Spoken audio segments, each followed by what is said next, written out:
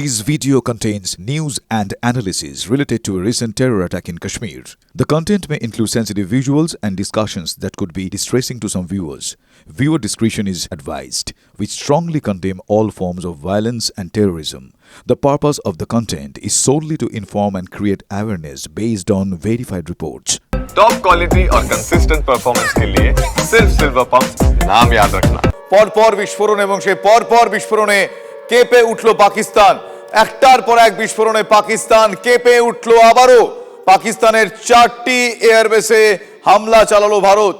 রাওয়ালপিন্ডিতে নূর খান এয়ারবেসের সামনে 5টি বিস্ফোরণ, চক্রবালে মুরিদ এয়ারবেসের কাছে বিস্ফোরণে কাঁপল সোরকোটের রফিকি এয়ারবেস। ভয় আকাশসীমা বন্ধ পাকিস্তানের। দেশ জুড়ে এয়ার ইমার্জেন্সি জারি করলো পাকিস্তান। সব বিমানবন্দর বন্ধ।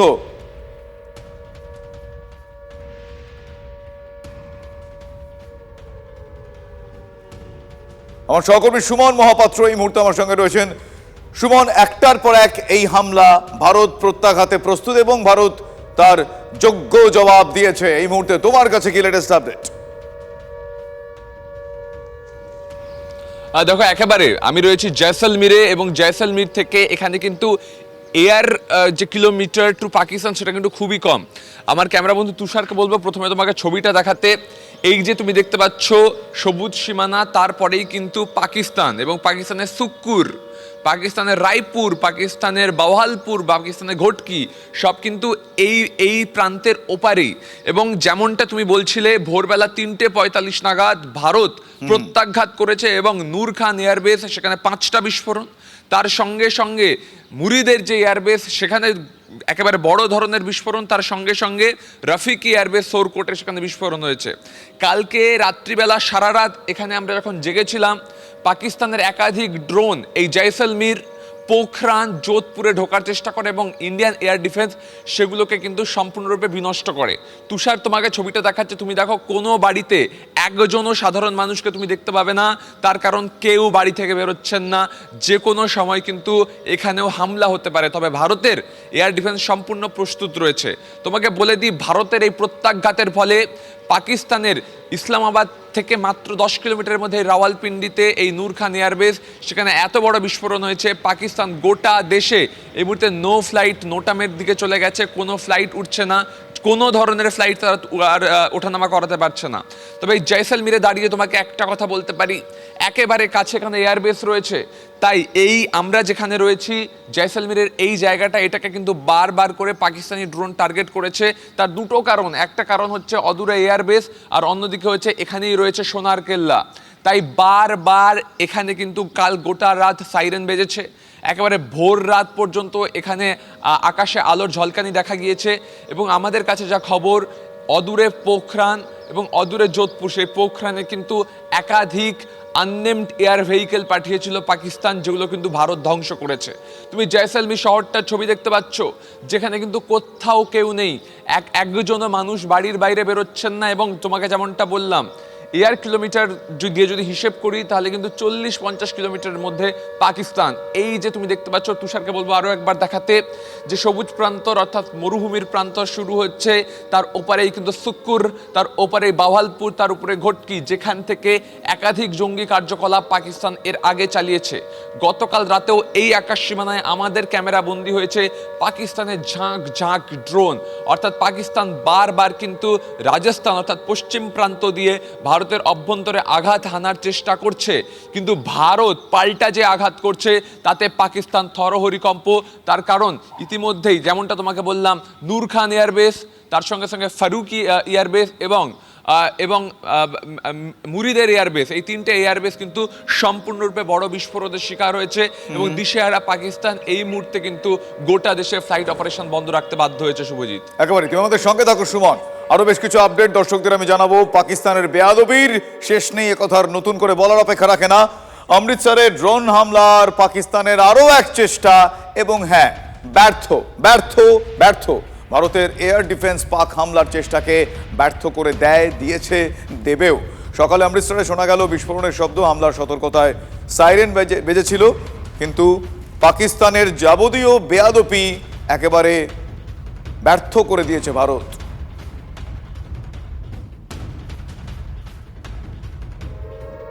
আপনারা শুনলেন, এই হচ্ছে পাকিস্তানের অবস্থা।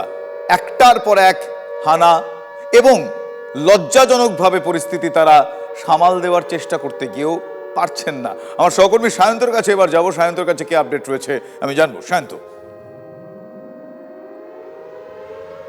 একদমই, দেখো মূলত দেখা যাচ্ছে অমৃতসর তাকে দুটো ভাগে বিভক্ত করেছে পাকিস্তানের তরফে। একদিকে যেদিকে বিএসএফ নিয়ন্ত্রণ করছে, অর্থাৎ আটারি সীমান্ত, ফিরোজপুর সীমান্ত সহ যে সীমান্ত রেখা রয়েছে সেখানে গোলাগুলি তো ছুটছেই, ড্রোন অ্যাটাক হচ্ছে। আবার তুমি যদি ধরো পাঠানকোট, জলন্ধর সহ যে এয়ারবেসগুলো রয়েছে সেখানে কিন্তু মূলত ভারতীয় বায়ুসেনা এবং ভারতীয় স্থলসেনা কন্ট্রোল করে, সেখানে অ্যাটাক হচ্ছে শুধুমাত্র ড্রোনের মাধ্যমে। মূলত দেখা যাচ্ছে সুজিত যে এই সব জায়গাতেই ভারতীয় এয়ার ডিফেন্স সিস্টেম কিন্তু সেই আঘাতগুলোকে ভেঙে ইন্টারসেপ্ট করছে এবং মাটিতে ফেলছে। কোনো ধরনের এর আঘাত এখন পর্যন্ত এই এয়ারবেসগুলোতে হয়নি। ভারতীয় সেনা এবং ভারতীয় বায়ুসেনা যেভাবে সক্রিয় রয়েছে, কোনো আঘাত এই এয়ারবেসগুলোকে হতে দেয়নি। সকাল আজ ভোর 5টা থেকে অমৃতসর শহরে একাধিক জায়গায় ড্রোন হামলা হয় এবং সেগুলো কিন্তু ইন্টারসেপ্ট করে সেগুলোকে একের পর এক ধ্বংস করে ভারতীয় এয়ার ডিফেন্স সিস্টেম। S-400 আকাশ মিসাইল, মূলত এই দুটো ব্যবস্থা কিন্তু ভারতের বিভিন্ন কোণে, অর্থাৎ উত্তর থেকে পশ্চিম সীমান্তের বিভিন্ন কোণে ইনস্টল করা রয়েছে, যেগুলোই কিন্তু মূলত সুরক্ষিত রাখছে ভারতীয় আকাশকে এবং এই সীমান্তবর্তী অংশ এবং গ্রামগুলোকে। তবে বেশ কিছু জায়গায় ইতিমধ্যেই ড্রোন হামলা হয়েছে এবং ড্রোন এসে অ্যাটাক করেছে রেসিডেন্সিয়াল এরিয়া, যেরকম ফিরোজপুর ফাজিলকা রোডের ওপর গতকাল রাতে একটি রেসিডেন্সিয়াল এরিয়ায় ড্রোন হামলা হয়, তাদের 3 জন গুরুতর জখম হয়েছে। একটাই পরিবারে দুজন গাড়ির মধ্যে ছিল, তারা ঝলসে গিয়েছেন, তাদেরকে হাসপাতালে ভর্তি করা হয়েছে। কিন্তু এদিকে ভারতীয় সীমান্ত, অর্থাৎ ভারতীয় সীমান্তরক্ষী বাহিনী এই ফিরোজপুর থেকে শুরু করে আটারি পর্যন্ত পুরো বাংকারে তারা তো প্রস্তুত রয়েছে।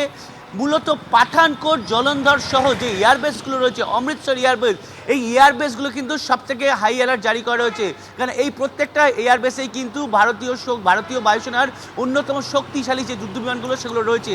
আর সেই কারণে কিন্তু পাকিস্তানের অন্যতম লক্ষ্যের জায়গা এই এয়ারবেসগুলি, কারণ এয়ারবেসগুলোকে তারা যদি অ্যাটাক করতে পারে তাহলে কিন্তু ভারতের অনেকখানি শক্তি ক্ষয় হবে, এটাই মনে করছে পাকিস্তান প্রশাসন। এই অবস্থায় দাঁড়িয়ে এই সব এয়ারবেসগুলোতে কিন্তু নিজেদের যে সুরক্ষা ব্যবস্থা তা কিন্তু যথেষ্ট বাড়িয়েছে ভারতীয় বায়ুসেনা। পাকিস্তানের যে অংশগুলো মূলত আটারি, ফিরোজপুর, এমনকি যে পুরো বর্ডারটা রয়েছে, এই বর্ডারটায় ভারতীয় সীমান্তরক্ষী বাহিনীর সঙ্গে গোলাগুলির লড়াই ভোর রাত পর্যন্ত চলেছে। বিশেষ করে ফিরোজপুর সীমান্তে গোলাগুলির লড়াই চলেছে, সেখানে কিন্তু যারা স্থানীয় বাসিন্দা তাদেরকে অন্যত্র সরিয়ে নিয়ে যাওয়া হচ্ছে। তোমাকে আরও একটা ছবি আমার ক্যামেরা পার্সন পিকুকে দেখাতে বলবো। এই হচ্ছে অমৃতসর এলাকা।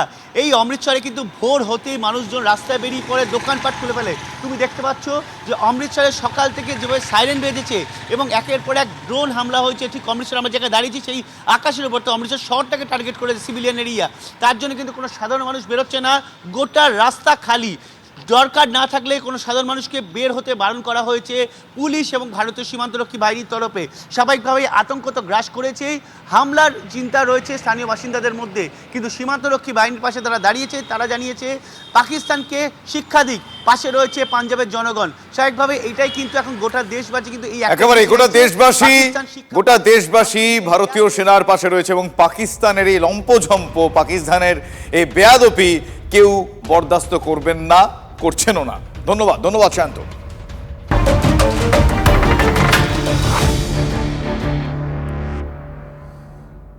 এই মুহূর্তে আরো একটা গুরুত্বপূর্ণ আপডেট। পাকিস্তানের রাজধানী ইসলামাবাদেও পরপর বিস্ফোরণ, লাহোর সহ পাকিস্তানের একাধিক শহরে বিস্ফোরণ, ব্যালিস্টিক মিসাইল ছুড়ে হামলা চালিয়েছে ভারত, অভিযোগ পাক সেনার। পাকিস্তানের এহেন আচরণে, এহেন হামলায় আরও এক নিরীহ নাগরিকের মৃত্যুর খবর পাওয়া যাচ্ছে। রাজৌরিতে পাক গোলায় একজনের মৃত্যু হয়েছে, আহত রাজৌরির এক পুলিশ কর্তাও। পাক গোলায় একাধিক বাড়ি ক্ষতিগ্রস্ত হয়েছে।